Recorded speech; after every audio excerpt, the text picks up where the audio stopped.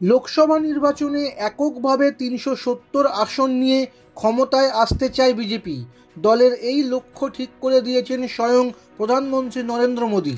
আর সেই লক্ষ্য পূরণে সংঘ পরিবারের সব সংগঠনই বিজেপিকে সহযোগিতা করবে। সরাসরি বিজেপির হয়ে না হলেও নানাভাবে প্রচারে অংশ নেবে সব সংগঠন। সেই সিদ্ধান্তের স্পষ্ট প্রকাশ ঘটল বিশ্ব হিন্দু পরিষদের জাতীয় সম্মেলনে নেওয়া একটি প্রস্তাবে। সেখানে সংগঠনের পক্ষে ঠিক করা হয়েছে দেশের সব হিন্দুদের বুথমুখী করতে হবে লোকসভা নির্বাচনে। হিন্দু সমাজের কাছে ১০০% ভোটের জন্য আর্জিও জানানো হয়েছে পরিষদের ৩ নম্বর প্রস্তাবে। ১৯৬৪ সালে জন্ম নেওয়া পরিষদের ৬০ বছর পূর্তি চলছে।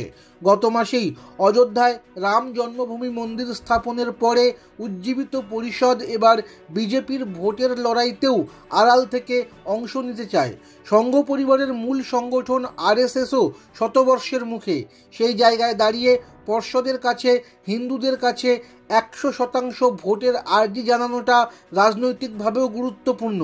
তৃতীয়বার মোদীকে প্রধানমন্ত্রী করতে বাংলাসহ গোটা দেশেই বিজেপির বড় ভরসা হিন্দু ভোট। সেই ভোটকে এককাট্টা করার লক্ষ্য নিয়েছে পরিষদ।